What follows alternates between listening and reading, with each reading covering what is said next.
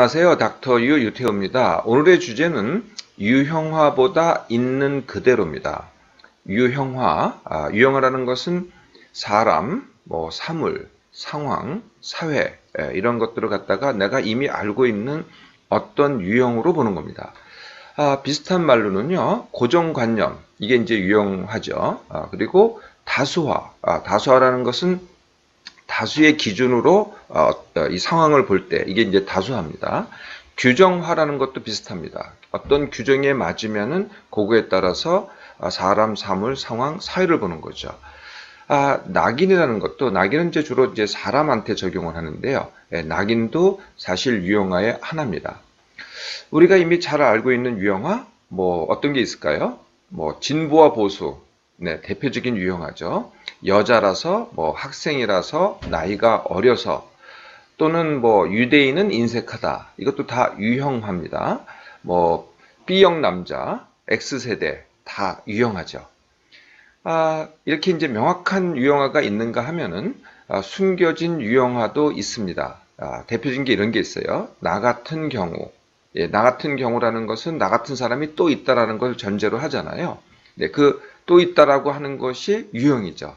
네, 사실 나 같은 경우가 아니고 그냥 납니다. 나는 이렇게 해야 되는데 나 같은 경우 이게 이제 유형화라는 거죠. 우리가 또 흔히 쓰는 말에 이런 말이 있어요. 내 스타일, 내 타입 또는 나의 체질 이런 말을 쓰잖아요. 이것도 사실 알고 보면 유형합니다. 나는 직접적으로 이렇게 말을 직접적으로 하는 스타일이야. 이게 이제 유형하죠. 나는 물만 먹어도 살이 찌는 체질이야. 이 또한 유형합니다. 사실 알고 보면은요. 우리가 이제 성격을 얘기하잖아요. 네, 성격의 상당 부분이 알고 보면은 또 유형합니다. 나이가 들어서 또는 그렇게 커서 또는 이런 말도 하죠. 죄인이라서 네, 이게 다 유형하고요. 여러분들 그 점하고 사주 봅니까? 네, 점하고 사주. 이것도 이제 유형합니다. 네, 모든 사람을 한 사람으로 볼 때도 있지만은요. 어떤 사주 같으면은 이제 같은 생일 가지고 점을 치잖아요. 그러면은 그 같은 시간에 태어난 사람은 다 같은 유형이 되는 거죠. 네, 이게 이제 숨겨진 유형합니다. 요즘 뜨고 있는 인공지능도요. 알고 보면은 그 근본이 유형합니다. 네, 이걸 뭐라 그러냐면 패턴 매칭이라고 하거든요. 이것을 얼마나 깊이 했냐, 크게 했냐에 따라서 이제 얼마나 정확하냐가 이제 달라지는데요. 네, 깊이 한 걸 갖다가 우리가 딥 러닝이라 그러죠. 인공지능의 딥 러닝. 네, 그래도 마찬가지로 유형합니다. 유형화는 장점이 있습니다. 사람, 사물, 상황 또는 사회를 갖다가 빨리 파악하는데 굉장히 유리하죠. 네, 그거만 보면요, 금방 파악할 수 있습니다. 그래서요, 다수의 트렌드가 바로 유형이죠. 네, 이 유형이 왜 중요하냐? 그러니까 다수를 먹고 사는 사람들한테는 굉장히 중요한 거죠. 다수를 먹고 사는 사람들이 누구예요? 네, 그게 바로 기업, 정치인, 언론인, 그리고 연예인. 네, 여기는 이제 다수가 중요합니다. 그러니까 유형이 중요한 거죠. 우리들은요, 유형화를 좋아하지 않을까 싶어요. 우리가 이제 어떤 새로운 곳에 접하잖아요. 새로운 사람을 만나잖아요. 그러면은 이렇게 하지 않을까요? 저 사람은 어떤 타입일까? 이걸 먼저 알려고 하지 않을까요? 미리 사전 조사를 해서, 저 사람이 이런 타입일 거야. 라고 미리 생각한다는 거죠. 네, 이걸 이제 좋아한다는 거거든요. 이 유형화는요, 크게 두 개의 문제점이 있습니다. 네, 첫 번째 문제점은요, 부분을 보고 전체를 보지 못한다는 거거든요. 네, 그래서 전체는 이 부분인데 우리는 유형화된 한 부분만을 보는 거죠. 네, 있는 그대로 보지 않고. 네, 그래서 빨리 파악은 하지만은 전체를 보지 못한다는 문제점이 있습니다. 두 번째 문제는요, 현재를 고착화한다는 건데요. 유형화를 하면은 현재 자신이 하는 행동과 생각을 갖다가 합리화합니다. 네, 내가 이러저러한 유형이기 때문에 어쩔 수 없다는 거죠.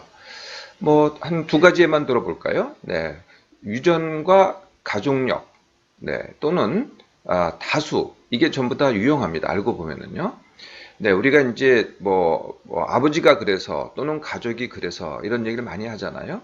일부 유전이기도 해요. 네, 물론 이제 유전자를 통해서 DNA를 통해서 나한테 유전된 것이기도 하지만은 우리가 인용하는 대부분의 유전 또는 가정력이라고 하는 것은요, 알고 보면은 후천적으로 같이 살기 때문에 서로 닮고 배운 겁니다. 그러니까 후천적인 성향이라는 거죠. 선천적으로 어쩔 수 없는 게 아니라 사실 유전자도요, 어쩔 수 있습니다. 뭐 그건 그렇다고 치더라도요, 이건 후천적으로 습득된 성향이기 때문에 바꿀 수 있는 거거든요. 근데 바꿀 수 없다고 이게 합리화하는 게 바로 유형이죠. 이제 두 번째 등장하는 게 이제 다수인데요. 네, 우리 드라마에 이런 말 많이 듣잖아요. 다수에 대해서. 이 세상에 어느 누가, 이거는 뭐 본능이야. 아니면은 이거는 모두가 그래. 네, 이런 말을 자주 하죠. 이게 이제 유용한데요. 우리가 이 세상에 어느 누가라든지 모두가라고 할 때 그걸 잘 따져보면은요. 이 모두라는 게 전체의 50%를 넘을 수가 없어요. 네.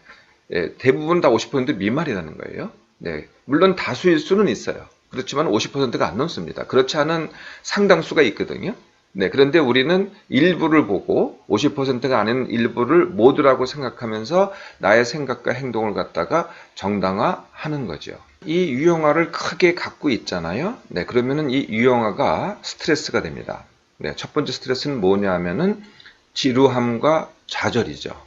사람, 사물, 상황, 사회에 유형화된 것만 보고 있으면 그건 참 잘 안 바뀝니다, 사실은. 근데 나머지는 다 바뀌거든요.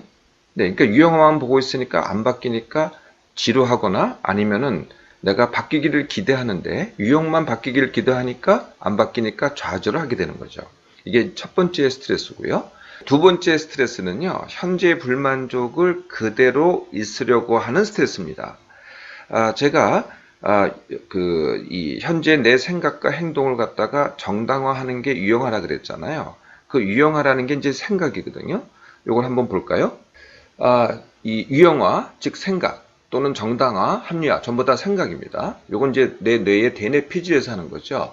그런데 불만족, 내가 바꾸고 싶은데 바뀌지 않는다든지 내가 다른 현재가 불만족이에요. 네, 그럼에도 불구하고 정당화하는 게 생각이죠. 이건 뭐하고 똑같냐면은 먹고 싶은 욕구를 갖다가 먹으면 안 돼라고 생각으로 억제하는 것과 똑같습니다. 그래서 지금은 넘어갈 수 있는데 그 느낌이 항상 존재를 한다는 거죠. 그 불만족이. 네. 그래서 이 자체가 나도 모르게 그러니까 정당화했음에도 불구하고 그저 생각은 정당화됐음에도 불구하고 그 자체가 힘듦으로 계속 존재를 하게 됩니다. 세 번째 스트레스는요, 관계의 힘듦입니다. 이제 내가 나를 이제 유형화하잖아요. 내가 이런 사람이야. 라고 하는데, 남은 나를 다른 유형으로 봅니다. 그러면 또 충돌하겠죠. 또는 남은 나를 내 유형으로 보질 않고, 내 유형을 제한 다른 면으로 봅니다. 그러면 또 충돌합니다. 이거는 내가 남을 유형할 때도 비슷해요. 너는 그런 사람 아니야 라고 했는데 그 사람은 자기를 그렇게 보지 않는 거거든요. 자기의 다른 면을 봅니다. 다른 면을 느끼고요. 그러면 또 충돌하겠죠. 그러니까 있는 그대로 보지 않고 유형화함으로써 제대로 보지 않음으로써 오는 관계의 힘듦이 되는 거죠. 자, 네 번째 스트레스는 뭘까요? 당연히 성취의 힘듦입니다. 네. 그래서요, 유형화를 잘하는 사람은 하던 일은 잘해요. 네. 그런데 새로운 걸 보지 못합니다. 늘 같은 유형으로 보기 때문에 새로운 게 보이지 않으니까 새로운 걸 하기가 굉장히 어려운 거죠. 그래서 새로운 성취가 어려워집니다. 네, 성취의 힘듦이 바로 스트레스인 거죠. 그러면은 어떻게 하면 될까요? 네, 유형화보다는 있는 그대로입니다. 네, 알고 보면은요, 변하지 않는 것은 나의 유형화라는 거죠. 네, 그러니까 우리가 유형화에만 집중하고 있습니다. 네, 그런데요, 사실은 그 유형화를 제외한, 유형화는 그대로 있어요, 정말로. 네, 그대로 있는데요, 다른 거는 다 변하거든요. 네, 근데 유형화만 보고 있으니까 변하지 않는다고 보거나 느끼게 되는 거죠.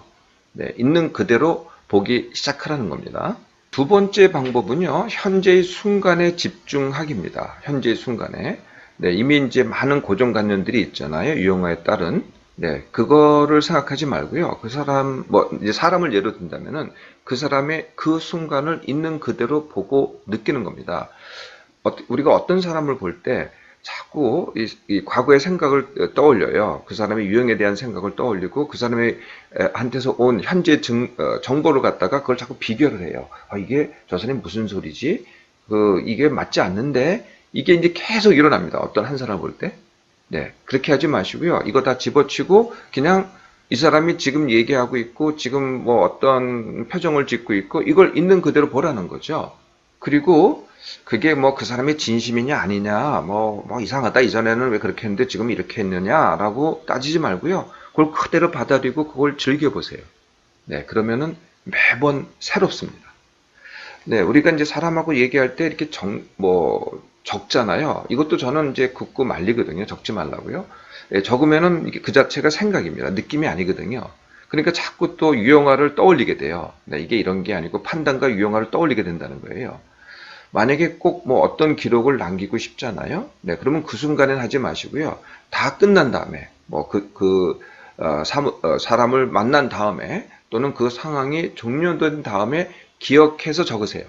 네, 기억해서 적어도요, 대부분은 빠뜨리지 않습니다. 내가 그 순간에 집중했으면 절대 빠뜨리지 않는다는 거죠. 저를 종종 이제 인터뷰하기 위해서 찾아오는 사람들이 있어요. 네, 그러면은 꼭 이제 사전 조사를 하고 오더라고요. 인터넷에서 뭐 닥터는 어떤 사람이고 무슨 책을 썼고 뭐 닥터가 뭐를 했고 닥터의 이제 지금 이런 강의들을 갖다가 어느 정도는 다 보고 오더라고요. 네, 그리고 이제 그 생각으로 이제 어느 정도 유형화 된 거죠. 그 생각으로 지금 현재 닥터를 보고 있는 겁니다. 네, 그러면은 참 인터뷰하기 쉽지 않거든요. 네, 그래서 저는 그렇게 하지 않습니다. 그렇게 하지 말라 그래요. 저는 어떤 사람을 만나잖아요. 네, 그러면은 사전 조사를 하지 않습니다. 그냥 아무것도 모르는 상태에서 가요. 그리고 모르면 그때 질문을 해요. 네, 너무 사람이 모른다 그러면은 이게 예의가 없다 그러잖아요. 네, 그렇지 않습니다. 그냥 그 순간에 즐거워하고 그 순간에 느끼고 이렇게 해보라는 거죠. 그래서 누가 이제 그 상황이 끝난 다음에 누가 나한테 물어보잖아요. 그 사람이 어땠어? 그러면은 나는 그 사람이 어떤 사람이야? 이렇게 얘기하지 않습니다. 내가 판단하지 않는 거죠. 그냥 그 사람이 이랬어 라고 얘기하는 겁니다. 그러니까 차라리 모르고 가는 게 그 사람, 사물, 상황을 갖다가 온전히 느끼는데 훨씬 더 유리합니다. 그러면은요, 항상 새로 할 수 있습니다. 새로 하기입니다. 새로 하기의 반대말이 뭐냐면은 바꾸기거든요. 네, 바꿀 필요 없어요. 바꾸지 말고 새로 하라는 건데요. 자, 우리가 이제 현재 내가 하고 있는 게 A입니다. A. 네, 그런데 이를 B로 바꾸려고 해요. 이건 정말 어렵습니다. 네, 이렇게 하지 마시고요.